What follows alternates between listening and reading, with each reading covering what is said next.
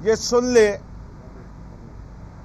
کہ اس قوم کے بچے کے پاؤں بھی نہیں تھر تھراتے جب اس ملک کی آن میری مادر کے اوپر کوئی بات آتی ہے یا کوئی میلی آنکھ سے بھی دیکھتا ہے۔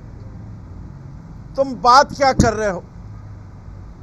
تم شاید بھول گئے ہو کہ ہمارے لیے شہادت حیات ہے۔ جس قوم کو موت سے خوف نہیں ہے اس قوم کو کوئی چیز نہ ڈرا سکتی ہے نہ اس کے پاؤں کانپ سکتے۔ تمہیں جب ہماری طرف سے مار پڑی تھی تو تم نے کہا یہ شہادت کا کانسیپٹ تو بڑا اچھا ہے، تم نے وہاں بھی شہادت لے آئے، تم نے شہادت کو دوسرا مطلب دے دیا۔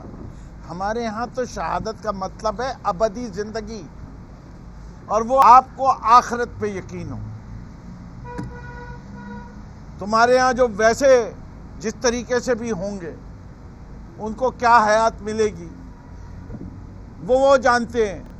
نیکوکار لوگ چاہے وہ کسی مذہب سے بھی ہوں ان کا مقام جو ہو وہ خدا فیصلہ کرے گا، لیکن بزدل، مکار اور وہ جو پیچھے سے وار کرتے ہیں، جو ظلم کرتے ہیں، جو کہ تم کر رہے ہو، تمہارا ضمیر سو رہا ہے۔ کشمیر میں جو ظلم ہو رہا ہے وہ کیا بہادری ہے؟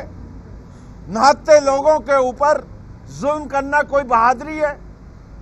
اتنے بڑے بہادر ہو تو پلیبیسائٹ کراؤ۔ تمہاری اس وقت زبان کیوں رکتی ہے؟ کیا تمہاری جیبوں میں بھی پیسے ڈال رہے ہیں مودی؟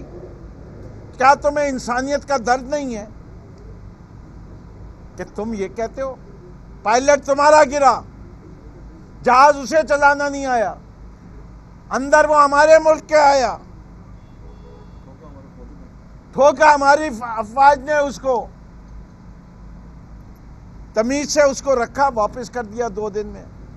اس پورے 2 دن میں آپ کی جنگ کی تیاری بھی ہو گئی، سب بھی ہو گئی۔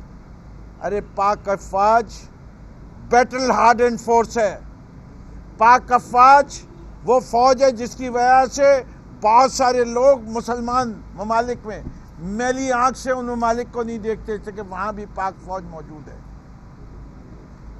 پاک فوج جہاں ایڈوائز دینے بھی جاتی ہے وہاں بھی لوگوں کانپے ہیں۔ جو یونائٹڈ نیشن میں ہماری فوج نے کام کیا ہے وہ یونائٹڈ نیشن سراہتی ہے۔ اور ہم نے یہ آپ کو بتا رہا ہوں کہ یہ پوری قوم جو ہے جب بھی ہندوستان میلی آنکھ سے پاکستان کو دیکھے گا تو وہ پاکستان افواج سے مقابلے پہ نہیں آئیں گی۔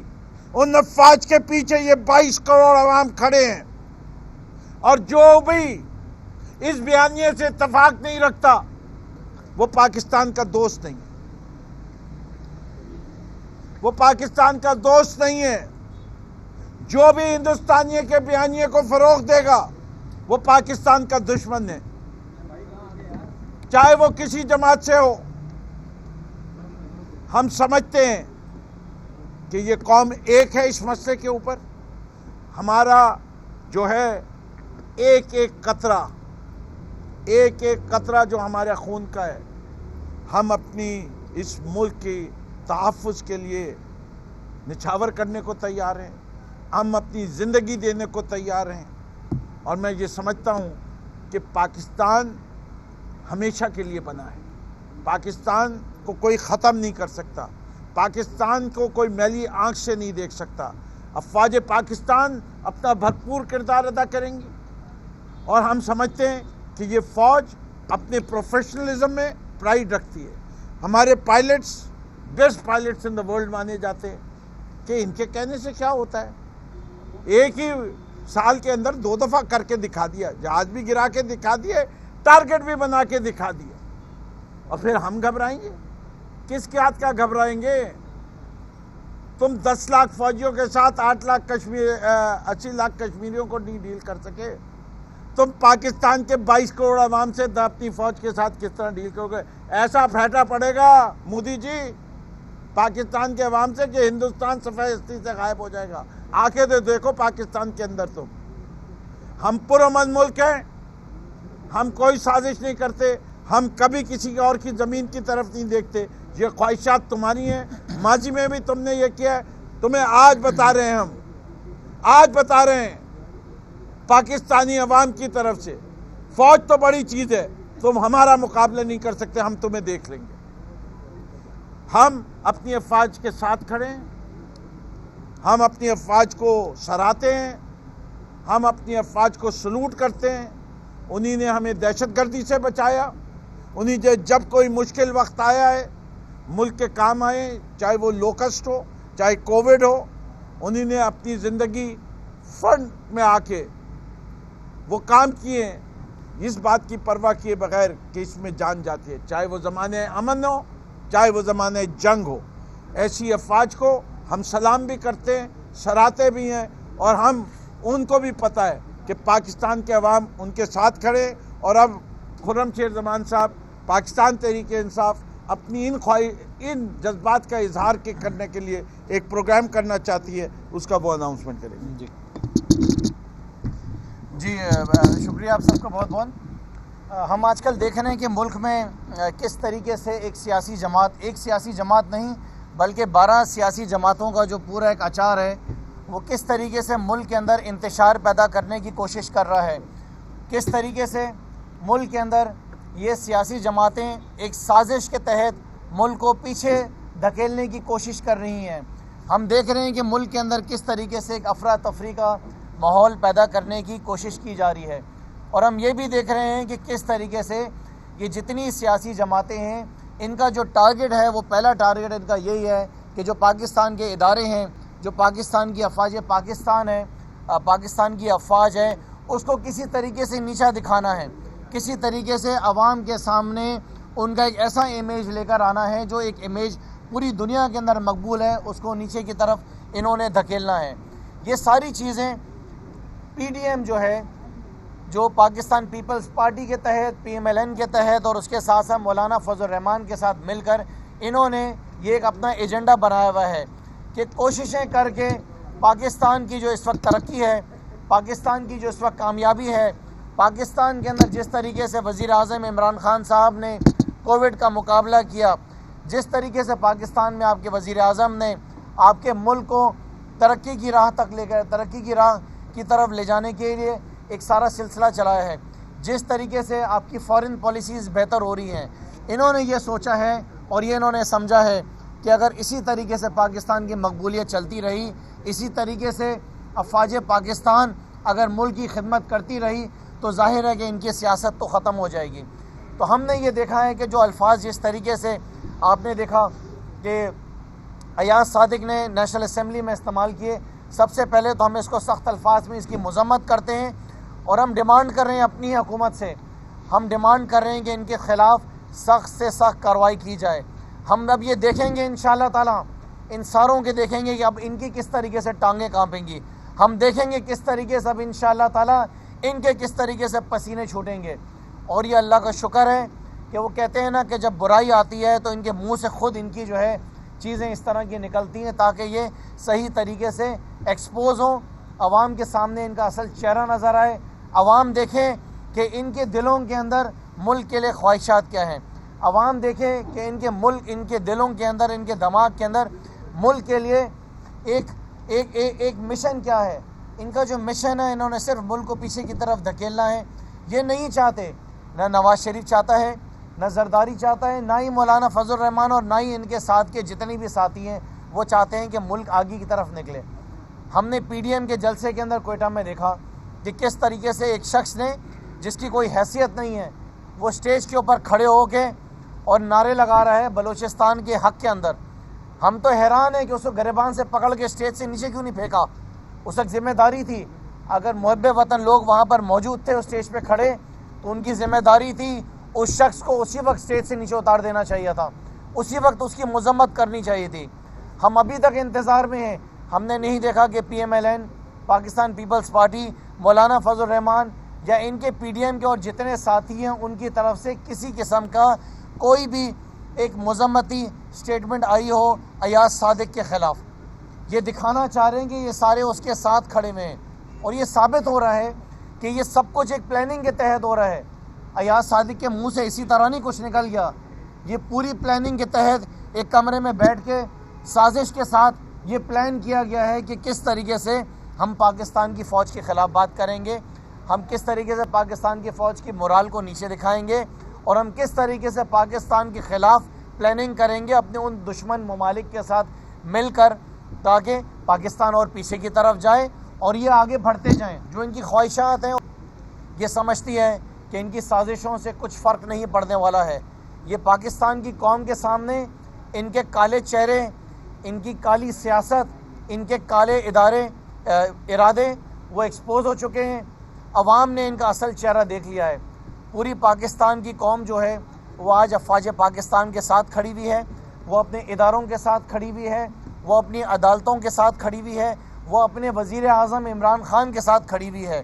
اور ہم خراج تحسین پیش کرتے ہیں وزیر اعظم عمران خان کو بھی, جس طریقے سے انہوں نے ہمارے پیارے نبی حضرت محمد مصطفیٰ صلی اللہ علیہ وسلم کے لیے ایک دفعہ واپس جس طریقے سے آواز اٹھائی ہے, جس طریقے سے پوری دنیا میں تمام اسلامی ممالک کے لیڈران کو خط لکھے ہیں, ہم خراج تحسین پیش کرتے ہیں. اور یہ کیوں شرمندہ ہیں پی ڈی ایم والے؟ کیا اس طرح کی حرکتیں ہم نے نواز شریف کے دور میں نہیں دیکھی تھی؟ کیا اس طرح کی اسٹیٹمنٹس ہم نے زرداری کے دور میں نہیں دیکھی تھی؟ کیا جو حالات آج کشمیر کے اندر ہیں وہ مولانا فضل الرحمان کے دور میں جب وہ کشمیر کے ہیڈ ہوتے تھے تو کیا اس وقت ہم نے نہیں دیکھی تھی؟ یہ سب کچھ اس وقت بھی ہوتا تھا. تو ان کے لیے اصل میں آج کل شرم سے ڈوب مرنے کا مقام ہے, اور ان کو موت آ رہی ہے کہ جو کچھ عمران خان کر رہا ہے, جو کچھ آج پاکستان کا وزیر اعظم کر رہا ہے, اگر یہ اسی طرح کنٹینیوٹی کی بیسس کے اوپر چلتا رہا تو ان کی سیاست کا تو نام و نشان نہیں رہے گا. لہٰذا پاکستان تحریک انصاف نے یہ فیصلہ کیا ہے کہ موجودہ حالات میں ہم اپنی افواج پاکستان کو, ہم اپنے اداروں کو, ہم اپنے وزیر اعظم کو خراج تحسین پیش کرنے کے لیے ایک پاکستان ریلی نکالنے جا رہے ہیں. یہ پاکستان زندہ باد ریلی جس میں خراج تحسین پیش کیا جائے گا اپنے اداروں کو, یہ ہم اتوار کے روز دوپہر 1 بجے مزار قائد VIP گیٹ سے ہم یہ ریلی شروع کریں گے, اور جس کا اختتام جو ہے وہ 3 تلوار کے اوپر ہوگا. یہ 1 تاریخ کو, کل اتوار کو.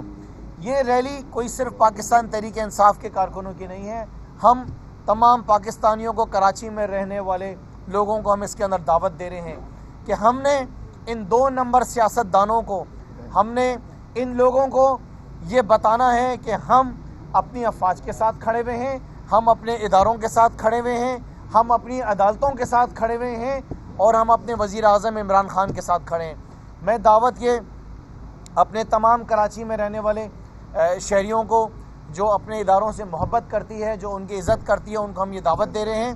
اس میں پاکستان تحریک انصاف کے تمام MNAs, MPs, تحریک انصاف کے تمام ورکرز, اور اس کے علاوہ کراچی میں رہنے والے ایک بہت بڑی تعداد جو ہے وہ اس کے اندر شامل ہوگی.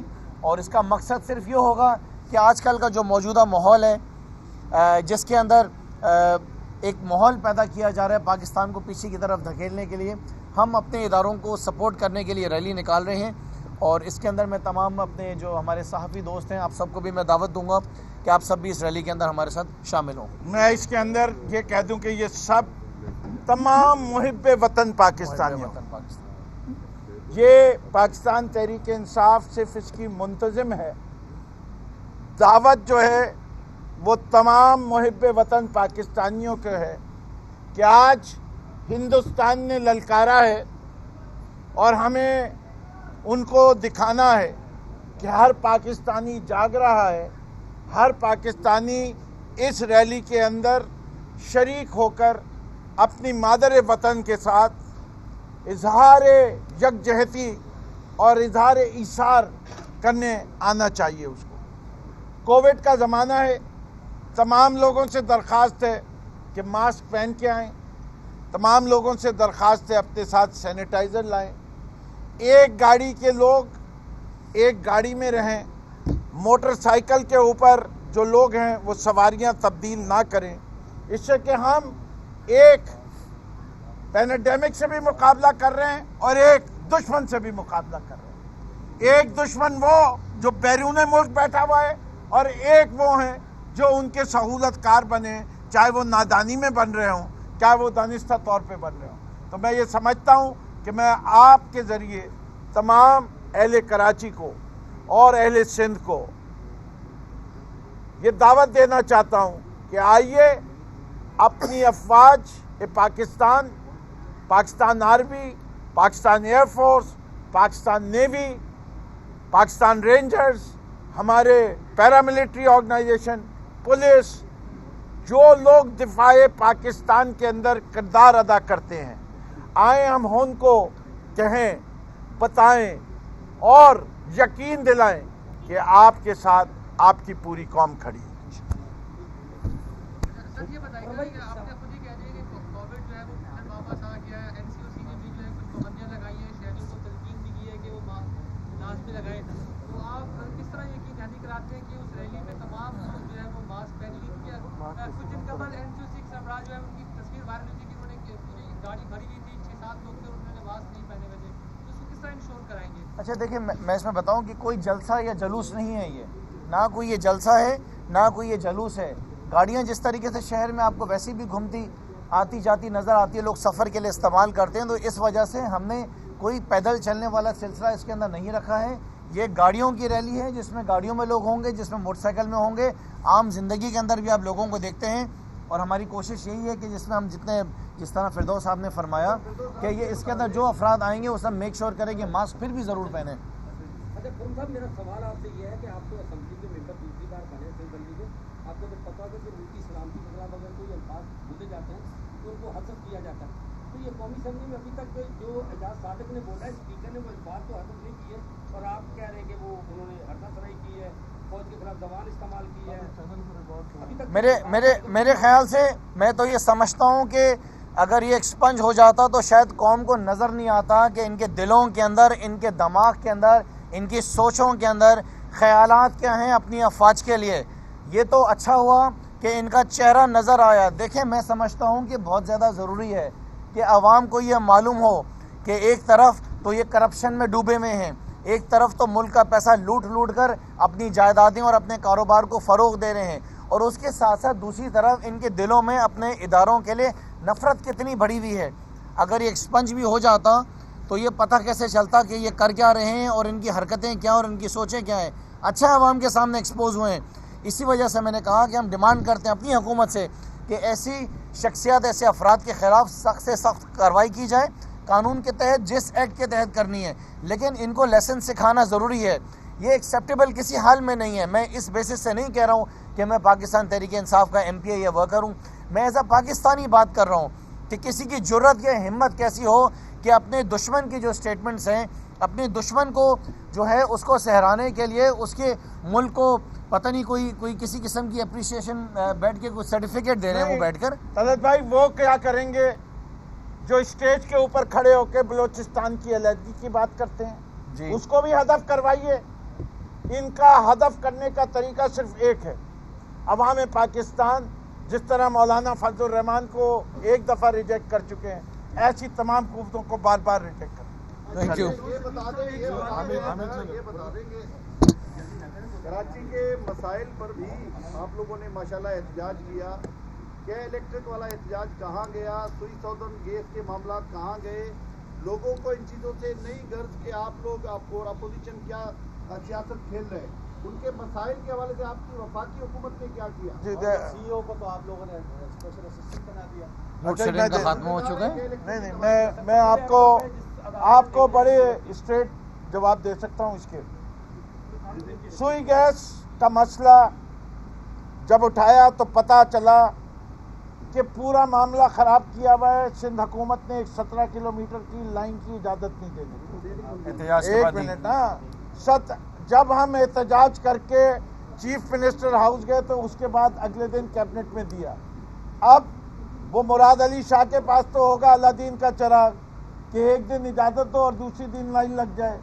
17 کلومیٹر لائن ڈلنے میں وقت بھی لگے گا۔ RLNG کی ادھر سر، کا کوئی تعلق نہیں ہے۔ آپ کے لیے جو بات وفاق نے رکھی ہے وہ یہ ہے کہ RLNG کو گیس ٹریٹ کیا جائے گا اور ویٹڈ ایوریج کے لحاظ سے اس کی پرائس ہوگی۔ ہر فیلڈ کی پرائس فرق ہوتی ہے۔ سوئی گیس کی جو نرخ نامہ بھی آپ دے رہے ہیں اس کے اندر تمام گیسز کی پرائس لے کے پھر نکالا جاتا ہے. انہی طرح جس طرح گیس فیل کی پرائس لی جاتی ہے اسی طرح RLG کی قیمت لی جائے گی اور وہ ڈالی جائے گی.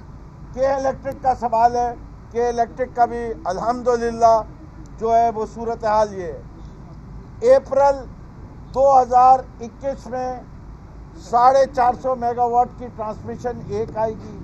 مئی کے مہینے میں ایک پاور پلانٹ اور شروع ہوگا جس کے ذریعے 400 میگا واٹ بجلی اور ایڈ ہوگی. اگست کے مہینے میں ایک اور آئے گا پاور پلانٹ, اس سے 400 ایڈ ہوگی. اور اپریل 2022 میں 800 میگا واٹ کی ایک اور نیشنل گریڈ سے لائن بن کے تیار ہو جائے گی. اس طریقے سے برداشت کرے گا کہ الیکٹرک کا جو سسٹم ہے, جو موجودہ انفراسٹرکچر ہے, کیا یہ جو ہے ابھی تک وہ معاوضے کا جو وہاں سے اگر وہ بجلی آ سکتی ہے وہ تو وہ برداشت نہیں کر رہا, کیا اس کا انفراسٹرکچر اس لیول پہ آئے گا کہ یہ جو نئے جو پاور پلانٹ سے جو پروڈکشن کمرشل پروڈکشن شروع ہو جائے گی؟ سر بات یہ ہے کیا ہو رہی ہے جی یہی اسی لیے تو وہ اپریل کا وقت دے رہے ہیں کہ وہ بھی اپ گریڈیشن ہو رہی ہے, ٹرانسمیشن لائنز بھی بنائی جا رہی ہیں. ملک میں ایک غداری کے سرٹیفکیٹ اور کیسز درج ہو رہے ہیں. آج نیا منتخب سپریم کورٹ بار کے صدر جو ہے لطیف آفریدی کا یہ بیان سامنے آیا ہے. اس کا کہنا ہے کہ اداروں کو اپنے حدود میں رہ کے کام کرنا چاہیے. جن کو بارڈر سنبھالنی ہے وہ بارڈر سنبھالیں اور ہر ادارے کو اپنے حدود میں رہ کے کام کریں. اس موقف پہ آپ کا کیا موقف ہے؟ میں کہتا ہوں آفریدی صاحب کو بھی اپنے حدود میں رہ کے کام کرنا چاہیے. صاحب ایک آخری سوال کا جواب دے دیں. کراچی میں مہنگائی کافی زیادہ بڑھ چکی ہے. دودھ 120 روپے کلو مل رہا ہے, آٹا 740 روپے مہنگائی بڑھ رہی ہے. کمشنر کا کام ہے نا. خان صاحب نے کہا تھا کہ ٹائیگر فورس ہے. کراچی میں کب آپ لوگ کام کریں گے کیونکہ سندھ حکومت کی جانب سے مہنگائی کو کنٹرول نہیں. اچھا میں آپ کو اس کا جواب دے دیتا ہوں. میں ان کا سوال ایڈ کروں کہ چلو یہ اظہار یکجہتی پاکستان سے ریلی تو ٹھیک ہے, لیکن عوام سے یکجہتی کے اظہار تو پھر کب ریلی نکالی جائے گی کہ آٹا جو ہے ابھی 80 روپے ہے, دوائی جو ہے وہ مل نہیں رہی ہے. اس گورنمنٹ کے ہوتے ہوئے 4 بار دوائی میں کی قیمتیں بڑھی ہیں, تو عوام سے یکجہتی کے لیے کب ریلی نکالی جائے گی؟ اچھا دیکھیں سر, یہ اور بھی اس کے ساتھ ایڈ ہے پروپوزل بھی آپ سمجھ لیں کہ جس طرح انڈیا میں ماروتی گاڑی ہر فیڈرل منسٹر کو اور گورنر کو, وہ تو آپ یہاں پہ بھی کم از کم 1000 cc کلٹس جو ہے نا ہر وفاقی وزیر MLA وہ استعمال کرے. یہ پراڈو کلچر اور یہ سب چیزیں ختم ہونا چاہیے. دیکھیں جناب, یہ آپ کے سوال کا میں جواب دوں. صوبے کے اندر دودھ کے ریٹ کو کنٹرول کرنا, مرغی ہو گئی, سبزیاں ہو گئیں, گوشت ہو گیا, یہ ذمہ داریاں کوئی وفاقی حکومت کی نہیں ہے. یہ آپ صحافی دوست سب جانتے ہیں اچھے طریقے سے. یہ ذمہ داری کمشنر کراچی کی ہے. یہ وزیر اعلیٰ کی ذمہ داری ہے کہ اپنے کمشنر سے پوچھیں, وہ ان کے اپنے ڈپٹی کمشنر سے پوچھیں, اپنے اسسٹنٹ کمشنر سے پوچھیں کہ مارکیٹ میں جا کے چھاپے کیوں نہیں مان رہے. ہم تو یہ کہتے ہیں کہ جو ریٹ وزیر اعلیٰ کے کمشنر نے نکالا اس ریٹ کو امپلیمنٹ کرائیں نا. آپ عوام تو وہی ریٹ مانگ رہی ہے, اس سے زیادہ تو نہیں کہہ رہی ہے, نا اس سے کم کہہ رہی ہے, تو وہ ریٹ بھی امپلیمنٹ نہیں ہو رہے. سو یہ فیلئر ہے صوبہ سندھ کی حکومت کا, پاکستان پیپلز پارٹی کی حکومت کا, کہ ان کے جو شہر کے اندر بیٹھے ہوئے کمشنرز ہیں, جو ان کے شہر میں بیٹھے ڈپٹی کمشنرز ہیں, وہ ٹکے کا کام نہیں کر رہے ہیں. پچھلی دفعہ جب میں گیا تو مجھے شاید فرما رہے تھے کہ شاید 8 چالان کرے انہوں نے خالی. ایک سوال کا آپ کا جو جواب ہے, 1 منٹ. کل کا اخبار اٹھائیے بزنس ریکارڈر سیٹرڈے کا.